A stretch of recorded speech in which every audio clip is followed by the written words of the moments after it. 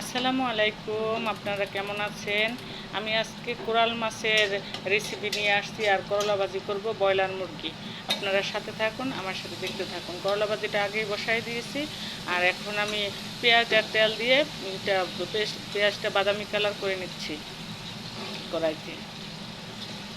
সেখানে একটু লবণ দিয়ে দিচ্ছিলাম সামান্য, যাতে পেঁয়াজটা একটু বাদামি কালার হয়।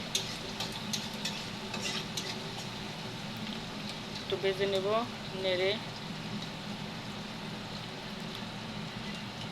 কোরাল মাছ মূলত আমরা যারা দক্ষিণ অঞ্চলের মানুষ তারা ভাজি না, দুভাজি করি না, মানে আরেকটা ভাজা করে না, হলুদ দিয়ে ওটা করি না, কারণ কোরাল মাছ খুব নরম হয়। এর জন্য আমি একটু মানে হালকা কষাইয়ে রান্না করছি, বেশি একটা লাড়াচাড়া দিই নেই যাতে ভেঙে না যায়। ঠিক আছে, আপনারা সাথে থাকুন, দেখতে থাকুন। এখন আমি এখানে রসুন বাটা দেবো।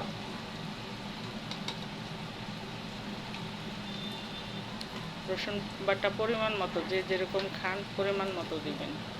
হ্যাঁ, রসুন বাটা আমি আমার অনুমান মতো 1.5 চামচের মতো দিলাম। আর পরে আদা বাটাও আমি 1 টেবিল চামচ। তারপরে কম আছে যেহেতু আবার একটু দিলাম, কারণ ফ্রিজে রাখছিলাম তো শক্ত হয়ে গেছে।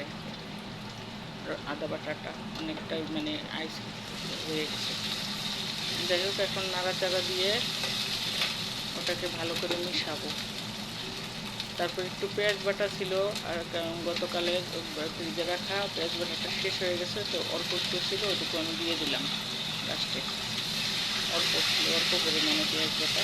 পেঁয়াজটা মূলত একটু কম খাই আমি তরকারিতে, যেহেতু পেঁয়াজও মানে অনেকে মনে করে যে পেঁয়াজটা মনে হয় অনেক স্বাদ করেন, কিন্তু না, পেঁয়াজটা অতিরিক্ত পেঁয়াজের তরকারির স্বাদ নষ্ট হয়। এখন আমি হলুদ মরিচের গুঁড়া দিব, আপনারা দেখতে থাকুন।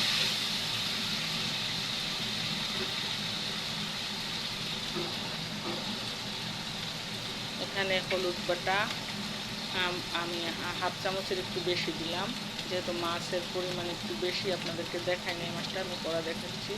তারপর একটু মরিচের গুঁড়া 1.5 চামচের 1 চামচই হয়ে গেছে, 1/2 চামচ করে। ধনিয়ার গুঁড়া 2 চামচের মতো দিলাম। ধনিয়ার গুঁড়াটা এখন কমই লাগে, কম খাই যেহেতু।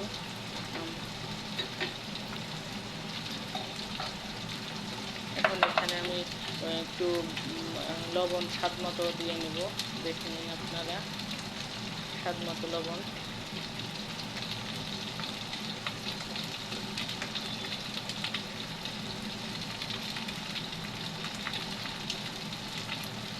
কাঁচামরিচ 4-5টা দিয়ে দিলাম। এখন নেড়ে চেড়ে পানি দিয়ে এটাকে কষিয়ে নেব। অনেকক্ষণ কষানোর পরে, অনেকবার কষাতে হয়, পানি দিয়ে দিয়ে কষাবেন আপনারা। যত মশলাটা কষাবেন, ভাজিটা লেগে আসছিল, ভাজিটা একটু নেড়ে দিলাম, লুট পালট করে দিলাম। আমার মেয়ে করলা ভাজি লাল ভাজি খায়, বেশিরভাগই আমাদের ঘরে লাল লাল পছন্দ করে, মানে কড়া ভাজি যেটা। একটু তৈল কম হয়েছে, আমি আবার একটু তৈল দিয়ে দিলাম, ভাজিতে একটু তৈল দিলাম। এখানে একটু দিয়ে দিলাম, যেহেতু মশলা দিচ্ছি পরিমাণ বেশি হয়ে গেছে, তৈলটা একটু কম খাওয়ার চেষ্টা করে, কিন্তু পারিনি।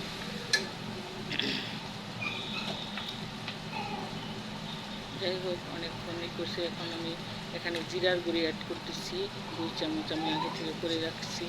জিরা শুকনো ভাজা করে তারপরে শুকনো গুঁড়ি করে রাখি আমি, ওটা আমার তরকারিতে দিতেই হবে, সব না দিলে আমি খেতে পারি না, আমার ফ্যামিলি কেউই খেতে পারে না। যাই হোক, মাছ এখন আমি মাছটা দেখাবো আপনাদেরকে। এই যে মাছটা আমি ধুয়ে রাখছি, তারপর আবার একটু ধুয়ে নিলাম, যেহেতু আইস ছাড়ার পরে মাছ একটু হয়ে যায়। তারপর অনেকবার ধোয়ার পরও এখন আবার আরেকটা ধোয়া দিয়ে তারপরে আমি দিতেছি। ঠিক আছে, মাছটা আমি কড়াইয়ের ভিতর দিয়ে দেবো, দেখতে থাকুন। মাছগুলো আমি এখন ধুয়ে নিয়েছি, বেশি করে পানি দিয়ে বারবার দিয়ে নিলাম, যেহেতু লাল পানিটা না থাকে। এখন আমি মাছগুলো দিয়ে দিলাম, আগে মাছের মাথাটা দিলাম। কোরাল মাছগুলো খুবই, মাছটা মিডিয়াম সাইজের বড় ছিল, আমি বেশ কিছু মাছ রেখে দিয়েছিলাম, আরেকগুলো খেয়ে ফেলেছি আরেকদিন। তো এখন এই যে আমি এটাকে সুন্দর করে আস্তে লেড়ে লেড়ে কষিয়ে নেব।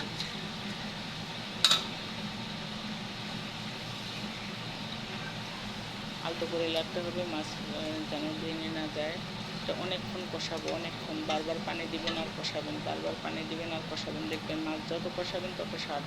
আমার এই রেসিপি যদি ভালো লাগে তাহলে আমার চ্যানেলটা সাবস্ক্রাইব করেন, লাইক দেন, কমেন্ট করেন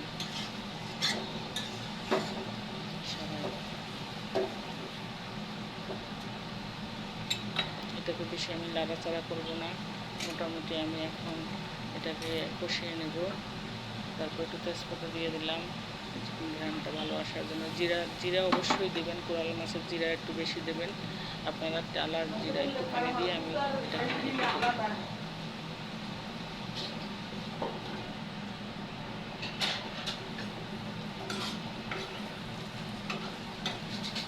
তারপর করলা ভাজিটা একটু নাড়াচাড়া করে লাল হয়ে আসতেছে, আপনারা দেখতে পাচ্ছেন অনেকটাই মানে কালার চেঞ্জ হয়েছে।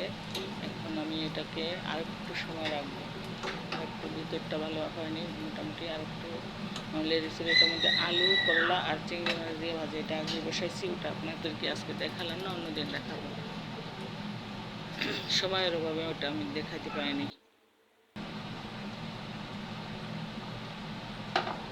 এখন দেখেন আপনারা অনেক সুন্দর কালার হয়েছে। আমি আবার একটু পানি দিয়ে আবার কষিয়ে নিলাম, আবার একটু পানি দিয়ে আবার আমি অনেক চড়া জালে আমি কষিয়ে নিচ্ছি মাছটা। অনেকক্ষণ যাবৎ কষাচ্ছি, আমি স্কিপ করে দেখাচ্ছি আপনাদেরকে যাতে আপনাদের দেখতে সুবিধা হয়। এখন আবার ঢেকে দিলাম।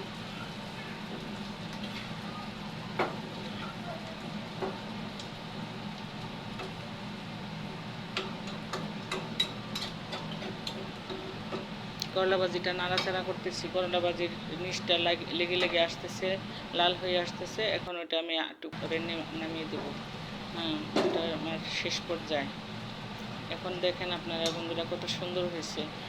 এখন মাছের কালারটাও অনেক সুন্দর হয়েছে। এইভাবে কষাতে হবে, মাছ ঘুরিয়ে ঘুরিয়ে মাছ উল্টো করে দিবেন, মাছের এপিট ওপিট দুই পিঠে কষিয়ে নেবেন ভালো করে।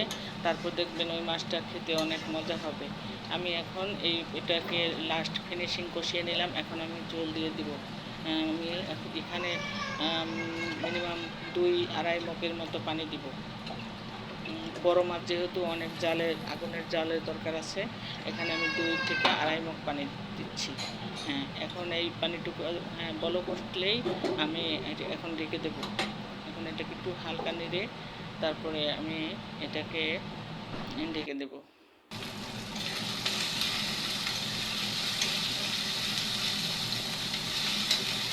বন্ধুরা আমি ওই চুলায় ওটা বসাই দিলাম, এই চুলায় আমি আবার আপনাদেরকে দেখাবো ব্রয়লার মুরগি রান্না, কারণ আমার মেয়ে মাছ খায় না, যেহেতু আমার মেয়ের জন্য আমার মুরগি কিংবা অন্যান্য যে কোনো গরু খাসি রান্না করতে হয় পাশাপাশি। তো আমি আজকে অল্প পরিমাণে একটু ব্রয়লার মুরগি নিলাম, সেটা আমি এই যে এখন বসাচ্ছি, আপনাদেরকে দেখাচ্ছি। পেঁয়াজ আর রসুন এটা ভেজে নিলাম অল্প সময়ের ভিতরে আপনাদেরকে দেখানোর জন্য। এখন এটার ভিতরে আমি মাংসটা আগে একটু ভেজে নিই, কারণ ব্রয়লার মুরগিটা তো একটু গন্ধ আসে, যেহেতু এটা আদা রসুন দিয়ে আগে ভাজি করলে এটা একটা অন্যরকমের শক্ত হয়ে যায়, প্লাস খেতেও অনেক ভালো লাগে। আপনারা আমার মতো ট্রাই করে দেখবেন যে কেমন হয়। তো ওখানে আমি একটু এখানে হচ্ছে আপনার আমার দারচিনি এলাচ এগুলো গুঁড়ো করা ছিল, প্রায় শেষ হয়ে গেছে। এখানে আমি 2 চামচ দিয়ে দিলাম দারচিনি এলাচ লবঙ্গ যত যাবতীয় মশলা, এটা আমি গুঁড়ো করে খাই। তারপরে যে জিরা অ্যাড করলাম, অ্যাড করে এখন এখানে লাগবো অনেকক্ষণ আদা রসুন এবং দারচিনি এলাচের গুঁড়ো আর জিরা বাটা, এগুলো আমি এখন একসাথে মিশিয়ে এবং এটা মাংসটার সাথে এখন অনেকক্ষণ কষাবো। এখানে আমি 4-5 টাকা কাঁচামরিচ দিয়ে দিলাম। এখন মাংসটাকে অনেকক্ষণ কষাবো, অনেকক্ষণ, মানে এটা লাল হয়ে যাবে, মাংসর কালারটা অন্য কালার হয়ে আসবে, তেল বের হয়ে যাবে, রসুনগুলো সব ভাজা হবে এবং মাংসটা আস্তে আস্তে শক্ত হবে, আপনার দেশি মুরগির মতো হয়ে যাবে এই ব্রয়লার মুরগি। এভাবে আপনারা রান্না করে দেখবেন। এখন আমি কোরাল মাছটা এখন আমি একটু আঁচটা একটু বাড়িয়ে দিলাম, যেহেতু মাছটা তাড়াতাড়ি হয়ে যায়, দেখতে সময় কম লাগবে। এখন আমি এখানে অনেক কিছু অ্যাড করবো, যেগুলো হচ্ছে এই প্রথমে আমি লবণ দিলাম, তারপরে পরিমাণ মতো স্বাদ মতো আপনারা আপনাদের মতো দিয়ে নেবেন। তারপরে এখন হচ্ছে আমি করবো, আস্তে আস্তে নাড়বো, নাড়লে লবণ দেওয়ার পরে একটু পানি বের হবে, ওটা নেড়ে চেড়ে যত নাড়বেন ততই স্বাদ, যত নাড়বেন তত স্বাদ। মানে আপনার এই মাংস এভাবে রান্না করলে অনেক মজা। তো এখন আমি এখানে দিচ্ছি হলুদের গুঁড়া হাফ টেবিল চামচ, যেহেতু মাংস কম, মরিচা হাফটা একটু বেশি দিলাম, যেহেতু একটু ব্রয়লার মুরগির ঝাল হলে ভালো হয়। এখন ধনিয়ার গুঁড়া দিলাম 2 টেবিল চামচের একটু কম, হলুদ গুঁড়ো আবার একটু দিলাম। যাই হোক, এখন এটা দিয়ে সম্পূর্ণ দিয়ে নাড়াচাড়া করবো, নাড়াচাড়া করে একটু পানি দিয়ে নাড়াচাড়া করবো। এখানে নাড়তেছি, আমি দেখতেছেন আপনারা, পানি দিতে একটু সময় লাগতেছে, নাড়াচাড়া করতেছি, একটু নাড়িয়ে মিশাই নিই, তারপরে আমি এটা আপনাকে দেখাচ্ছি। মশলাটা সম্পূর্ণ মাংসের সাথে মিশে গেছে, এখন দেখতেছেন অনেক সুন্দর হয়েছে। হ্যাঁ, এখন মিশে গেছে, সম্পূর্ণ মাংসটার সাথে মশলাটা মিশে গেছে। এখন আমি একটু পানি দিয়ে কষিয়ে নেব এটাকে।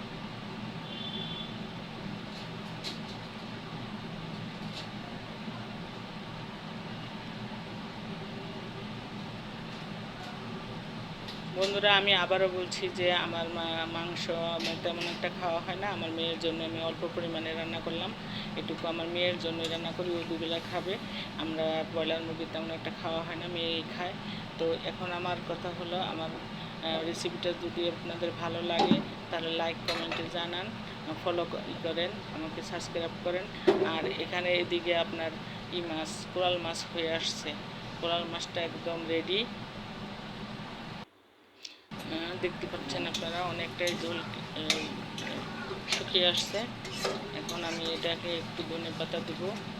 এখানে মুরগির মাংসটাও কষানো হয়ে গেছে, মুরগির মাংস প্রায় মানে কালারটাও চেঞ্জ হয়ে আসছে, দেখতেছেন। এখন আমি আপনাদেরকে দেখাবো কতটুকু পানি দেব। কোরাল মাছও হয়ে গেছে, দুটোটা একসাথে আমি লাগতেছি। এখন একটু ধনে পাতা দিয়ে দেবো, ধনে পাতা অল্প পরিমাণে দিব, যেহেতু ধনে পাতার গ্রানটা সবাই ঘরের ভিতরে পছন্দ করে না, আমার খুব ভালো লাগে, এর জন্য অল্প পরিমাণে দিলাম। এখন আমি জিরার গুঁড়ি দিচ্ছি, শুকনো জিরার গুঁড়ি টিলে গুঁড়া করে রেখেছি, ওটা আমি মাছের উপরে রেখে দিলাম। এখন একটু মানে ধনে পাতাটা একটু সিদ্ধ হওয়ার পরে আমি ওটা নামিয়ে নেব। এখানে মুরগির মাংসটাও লাল হয়ে আসছে, কষানো হয়ে গেছে। এখন আমি জল দিয়ে মুরগির মাংস নামানোটা আর দেখাবো না, যেহেতু মাছটা আমার আসল রেসিপি, ওটাই আমি দেখাইলাম। মুরগির মাংসটা আমি পরে উঠাই নেব ঝোল দিয়ে। এখন আমি ঢাকনা দিয়ে ঢেকে চলে যাব, তারপর এটা হয়ে আস্তে আস্তে হয়ে যাবে। তো এখন মুরগির কোরাল মাছটা আমি নামিয়ে নেব। জিরার গুঁড়ি এবং ধনিয়া পাতা দেওয়া হয়ে গেছে, এখন কোরাল মাছটা আমি নামিয়ে নেব, বাটিতে বেড়ে নামিয়ে নেব।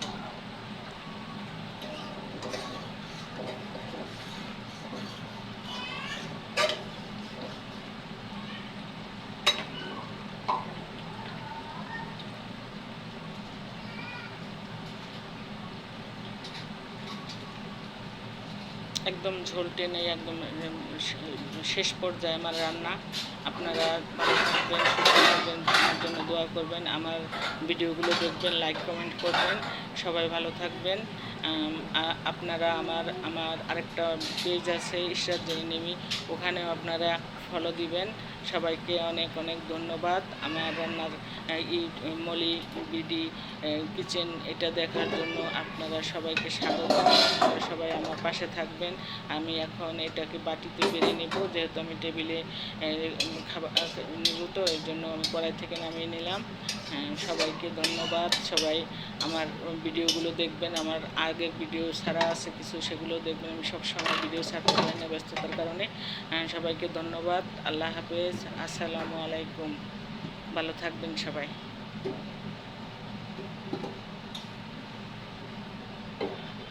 হয়ে গেল আমার আজকের রেসিপি।